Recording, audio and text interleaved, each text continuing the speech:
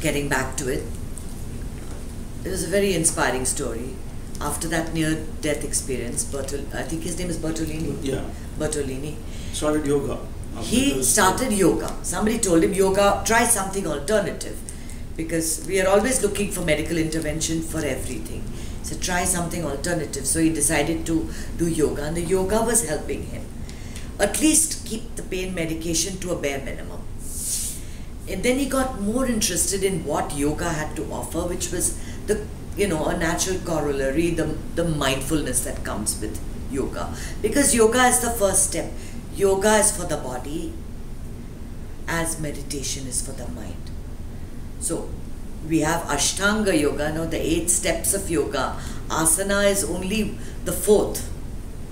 After that you have to progress. And the way it goes into Dhyanam, and then, Japam, and then Dhyanam. Dhyanam is, of course, the best you can do. Dhyanam is what we are doing in terms of meditation. So what is this? What does he realize? He says he has to bring it into his life. When he became CEO, he started it in a very small way. He would start his board meeting with a 5-minute meditation. Okay, he had to face a lot of nonsense for that, because all these guys are like, they're waiting to, let's go, get some money, make some money, and then they have to sit quietly for 5 minutes. It must not have been easy. Then he brought yoga in, as he wanted to offer yoga and meditation for all his employees. 1.7 million employees had to attend a half-an-hour introduction to yoga and meditation. The meditation was brought from a group in Vero Beach, Florida. Okay, they had to attend. After that, it was optional. For those that participated in the course, the results were so fantastic that in the very first year, Aetna saved 9 million in medical costs.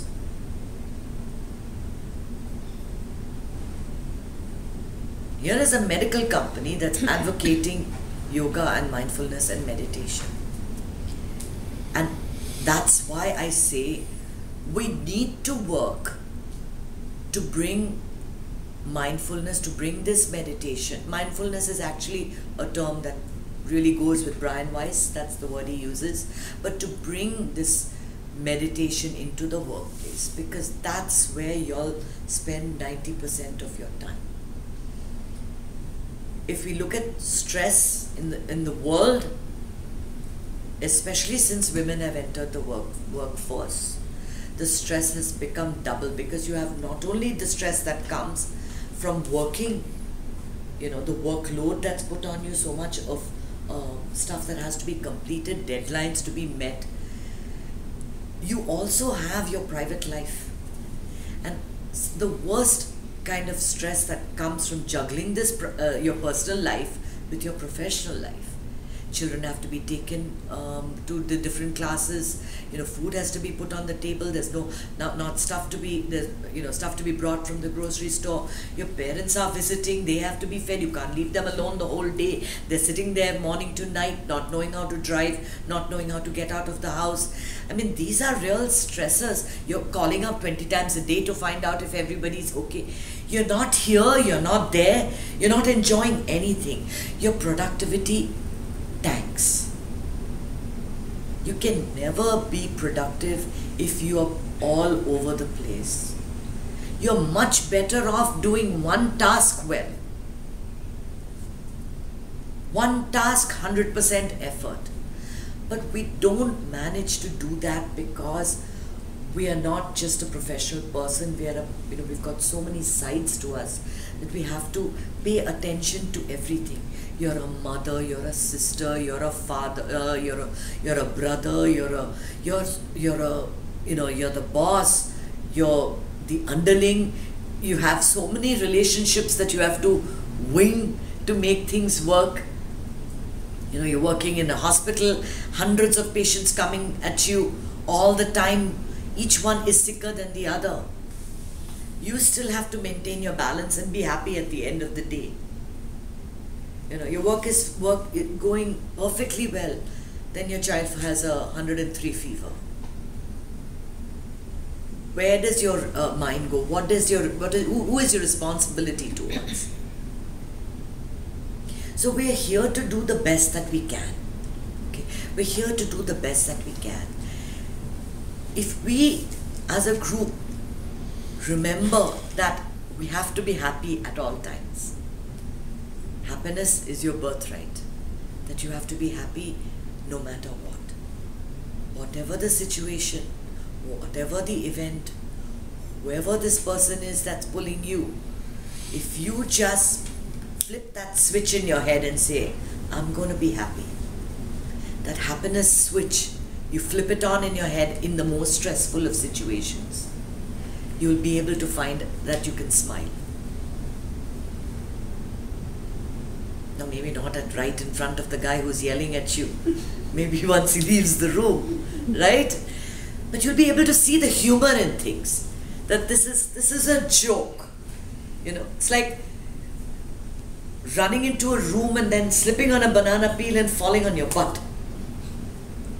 You can either sit and say, oh my God, I feel so embarrassed falling like this. My dress has come up, you can see my legs. Or you can just laugh. And I can tell you the whole room will laugh with you because they all wanted to laugh in the first place. Just seeing you falling down like that. And everybody wanted to have a good laugh. And everyone can do with a good laugh. We have to see the humor in life. Every time you fall, it can be the worst thing ever. You know, you're slipping on that banana peel. It's a terrible thing. It's such a shame. It's so uncool. Right? But it's just an opportunity for you to lift yourself up and just continue. I remember we had this head girl and she was someone we all really admired. She was really beautiful. Her name was Rekha Saxena. She was really lovely. She had this long, beautiful hair and she was perfect in every way. And she came for that final day, you know, when you have, we used to have like a pageant. And she came and she was walking down and she tripped and she fell down flat. And she lifted herself up, she smiled at the judge and she walked on. And of course she won first prize. Because she was the only one who just did not allow that situation to come in her way at all. I got in touch with her on Facebook after so many years. And I found that 5 years ago she was diagnosed with lymphoma, cancer. And she has beaten it. She has beaten it just like she did all those years ago. She fell down and she stood up and she walked. She's done it again. And this is her motto. What is success? What is success? Success is not becoming a millionaire. Success is not becoming a CFO. Success is getting up and walking again. When all the odds are against you, when everything says that you'll never be able to make it, when everyone says you're the worst, and you get up and you walk again, that is what matters. That is what matters because that's what builds character. You think that you're here to make money, that you're here to become famous. What are you going to take with you? Nothing. Nothing. It's all over. It's all over. One fine day, it's all over.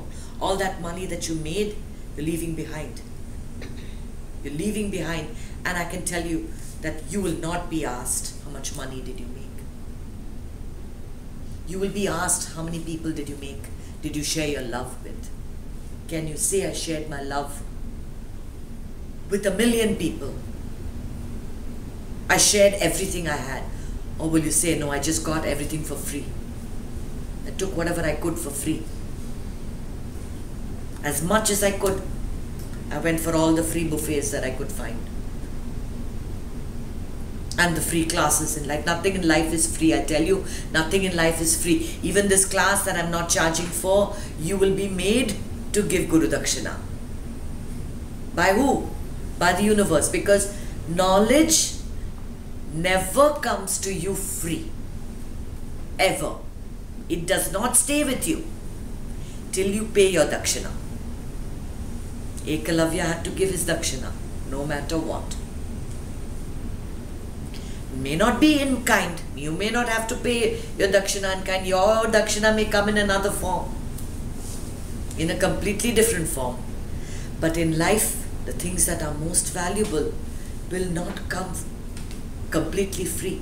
You will have to pay in some form. It may not be in cash. It may be just spreading the love. It may be just moving something else forward. In some other way you will be paid. You may not pay the person who has given you. You might move it forward in another way, in another direction. I interviewed one man who said that the last $1,500 he had, he gifted to a girl who wanted to take a teacher training course. And he gave it without thinking, because he had that $1,500 and she was crying for it. She really needed it. She really wanted to do that course. And the very next month, he says he got a job that gave him $60,000 a year. And suddenly there was abundance. Suddenly there was abundance. He had everything that he wanted. And he moved it all forward. We have to examine in our lives what is really important. Are you in this to find your peace, that happiness? Are you in this to make your money? You have to find that purpose in life. If you don't find it, you're going to be restless. Till you find it, there will be that uneasiness that it's not all okay. That's why you find people that have got a lot of fame are still not happy. They've got all the fame that you can think about, but they take to drugs and they take to alcohol and they do really silly things like Bill Cosby or other Robin Williams.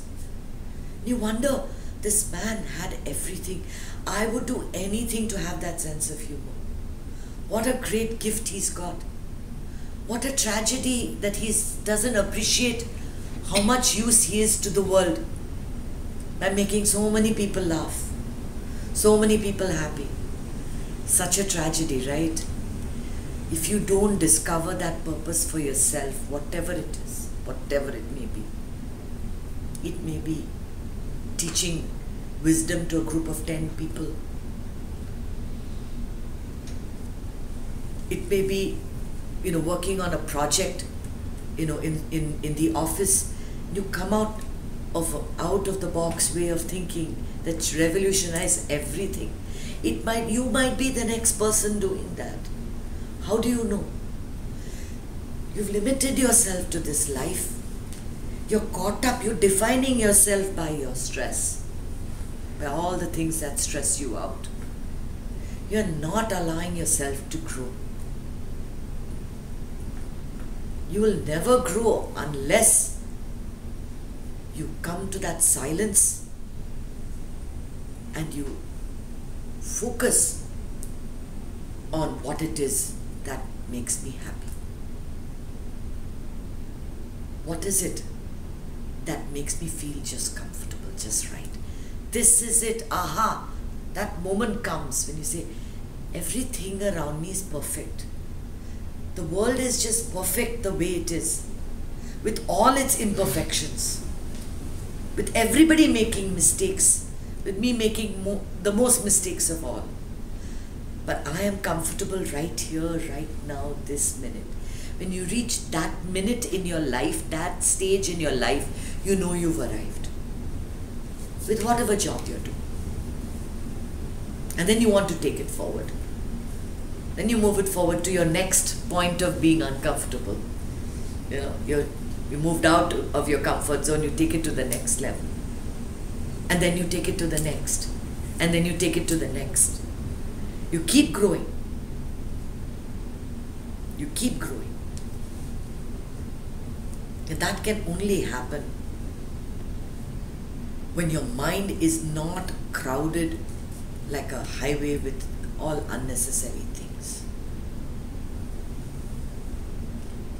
If our focus is narrow on what exactly we want, on a few things, we can grow it a lot more. So if you have a field that has cotton and vegetables and fruits and rice, you can't make it all grow. That soil is not good for everything. That soil will only allow certain vegetables to grow. That's why if you see even in agriculture, they won't grow the same crop every year. If this year they grow rice and they grow rice the next year, the following year they'll grow something else. Because if you keep on growing the same thing every year, it leaches the soil. Right? So we focus on this year on rice, next year we'll focus on vegetables, but we try to grow vegetables and rice and everything together. Ultimately nothing will grow. We'll all be staying at that level. So we need to unclutter our life, we need to unclutter our mind. That way we can be much more productive. And we started off by saying that this man discovered it with a near-death experience. It required a near-death experience for him to realize what is the most important thing in life. We don't want to go there. Let's learn by example, okay? Let's learn by example. We don't need to experience what it feels like to die to realize what's of real value to us. Every time you meditate, you are dying. You're dropping this body. You don't have any concern for what happens to this body. It doesn't move for 20 minutes. Then you come out of it. Everything's fine. That is the most important service you can do to yourself. I'm saying it's wonderful that you'll come here once a week, but please take that meditation into your lives every day. 20 minutes of rest for your mind can work wonders in your life. You can be so much more energetic during the day, and you won't even realize the change that's taking place. It'll happen over a period of time. It's not like magic that happens overnight. It's magic that takes place over time. And one day you wake up and say, my God, what am I doing here? What am I talking about? What am I, how am I dealing with so many things in my life? Where does that stress go? How am I smiling all the time? Life will change for you. But you have to make that time for yourself. We have to bring meditation to places where it's needed the most. To the workplace, to the medical field, to hospitals. Caregivers are the ones that really, really, really need meditation because they don't know how to rejuvenate. They come across pain and suffering all the time. People that are nurses and long-term caregivers that work in hospitals, that work with terminally ill patients. These are the places we have to focus on bringing meditation to. Because they don't know how to rejuvenate themselves. Their escape then becomes something that's totally harmful. That Friday night they'll go and get smashed. Sure, you go get smashed, you forget your problems for that half an hour. Next day you have a terrible headache, your blood sugar has spiked. It's not a healthy way of doing things. This is one of the best ways you can rejuvenate yourself. So let's think, about not just doing it for ourselves, but to spread this energy. Bring it to more sankalpa, let it be a sankalpa of this group. That we spread it. The more you spread it, your peace means peace for your family. Your family brings peace, means peace for the neighborhood. You affect so many others in your life. It's not just you. You being relaxed, you being productive doesn't just affect you. I mean, just think about it. If you lose your temper in the house, how does it affect the energy in your house? If you lose your temper, if you shout at somebody, you tell me. Am I right? Yes. Yeah. Cascades to everybody else. Yeah. You being calm can make such a difference. So if you think that your calm can affect your family, don't you think that your family's calm can affect the community? The community's calm can affect the village. I mean, it grows. That's how it grows. So this is something we should never feel shy about talking. I have faced a lot of negative criticism from a lot of people saying that, that you're trying to push it down our throat. And I try, no matter how many times people say no, I keep on pushing it down their throat, gently, little bit at a time. Yeah. Some people it'll have an effect, some people it won't. Some people don't see it. But you still have to try. We still have to try. There's too much of negativity outside in this world. There's too many people being unnecessarily unhappy and who could very easily change their lives. It's just a question of flipping on that happiness switch and meditating for 20 minutes a day. Simple. The minute you start meditating, you will pick up that book of knowledge. You'll be attracted to what somebody says, that knowledge that somebody said, that don't be expecting things from others. Yeah, makes sense. I was expecting I cooked for this person and I wanted her to say thanks, but she never said it. But then the next day somebody else brought me this great dessert. See, that's how it all works. That's how it all works. You don't expect from me. I don't expect from you, but somebody else gives me. We're all connected. We're all connected in this unbelievable web of relationships. I did experience that today. You did? Exactly the same thing. Oh. What you said. Like what? One of my friends, she was sick, so I cooked her something. And today I got something else from somebody else. So the exact same incident. The exact same thing happened to me. How did I know? How did I know? Now I can read minds. That's how it happens.